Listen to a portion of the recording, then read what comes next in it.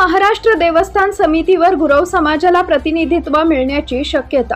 भाजप कार्यकर्ते विजय गुरव यांच्या मागणीची दखल घेऊन जिल्हाधिकारी कार्यालयाकडून तातडीने कारवाईचे आदेश। पश्चिम महाराष्ट्र देवस्थान व्यवस्थापन समितीवर गुरव समाजाचा प्रतिनिधी नियुक्त करून न्याय मिळवून देण्याबाबत सांगली जिल्हाधिकारी कार्यालयाच्या कुळ कायदा शाखेने महत्त्वपूर्ण पाऊल उचलले। या संदर्भात तातडीने आवश्यक ती कायदेशीर कारवाई करण्याचे आदेश उपजिल्हाधिकारी महसूल सतीश कदम यांनी पश्चिम महाराष्ट्र देवस्थान व्यवस्थापन समितीच्या सचिवांसाठी जारी केले। महसूल मंत्र्यांकडे करण्यात आली होती मागणी। मिळालेल्या माहितीनुसार भोसे तालुका मिरज येथे आयोजित छत्रपती शिवाजी महाराज महाराजस्व शिबिरादरम्यान पाटगाव तालुका मिरज येथील भारतीय जनता पक्षाचे कार्यकर्ते विजय रामचंद्र गुरव यांनी राज्याचे महसूल मंत्री यांच्याकडे एक अर्ज सादर केला होता। या अर्जाद्वारे त्यांनी संत काशीबा आर्थिक विकास महामंडळ देवस्थान ट्रस्ट आणि पश्चिम महाराष्ट्र देवस्थान समिती यावर संबंधित कमिटीवर गुरव समाजाला योग्य प्रतिनिधित्व देऊन न्याय देण्याची विनंती केली होती।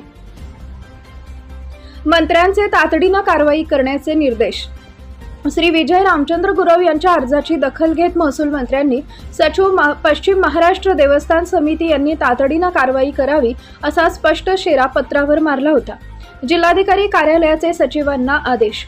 मंत्र्यांच्या निर्देशानुसार सांगलीच्या उपजिल्हाधिकाऱ्यांनी कोल्हापूर येथील पश्चिम महाराष्ट्र देवस्थान व्यवस्थापन समितीच्या सचिवांशी पत्रव्यवहार केलाय।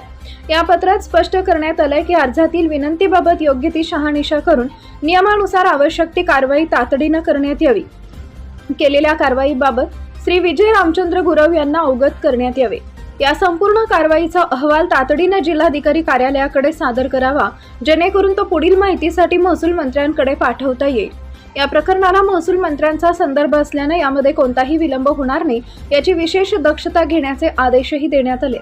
या पत्रामुळे आता पश्चिम महाराष्ट्र देवस्थान समितीवर गुरव समाजाला प्रतिनिधित्व मिळण्याच्या हालचालींना वेग आला असून संबंधित प्रशासकीय पातळीवर काय निर्णय घेतला जातो याकडे समाजाचं लक्ष लागलंय।